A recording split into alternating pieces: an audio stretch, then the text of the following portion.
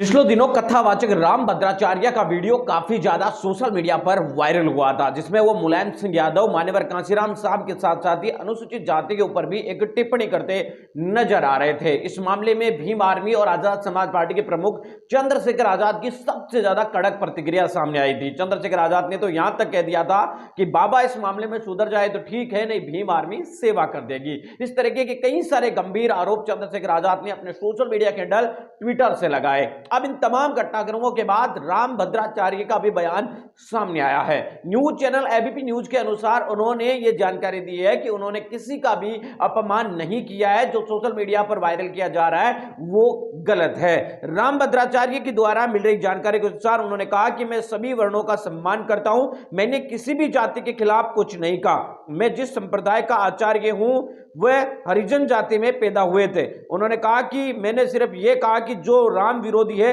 वो ऊंचे कुल का होकर भी हमारे लिए निंदनीय है, पर जो राम का मानने वाला है वो किसी भी कुल में हो वो हमारे लिए पूजनीय है। उन्होंने कहा कि तुलसीदास ने तुलसी सतलाई में कहा था, पर वो जाति सूचक शब्द नहीं है। उन्होंने कहा कि जो राम को नहीं भेजता वो चमड़े का प्रेमी है और वह किसी भी कुल का हो। उन्होंने कहा कि सनातन में जातियां नहीं है, जातिवाद नहीं है, हम किसी भी वर्ण के विरोध में नहीं है, कोई भी वर्ण ऊंच नीच नहीं है, सभी वर्ण है वो पूजनीय है। ये राम भद्राचार्य के द्वारा स्टेटमेंट है अब सामने आया। तो कुल मिलाकर बात साफ है कि अनुसूचित जाति, जनजाति, पिछड़े वर्गों के खिलाफ जो भी बोलता है उसे आखिर में अभी सफाई देनी पड़ती है। पिछले कुछ सालों में पहले ये कुछ भी बोल देते थे, इनके सामने कुछ भी बोलने की किसी की भी हिम्मत नहीं होती थी, लेकिन आजकल लोग जब इनसे सवाल पूछते हैं कि आपने ऐसा क्यों बोला, आपने ये क्यों बोला, तो इनसे सवाल करने पर इन्हें मजबूरन सामने आकर सफाई देनी पड़ती है कि मेरा मतलब ये नहीं था, मेरा मतलब ये नहीं था। मतलब खुद को अपने आप को डिफेंड या अपने आप को बचाने की कोशिश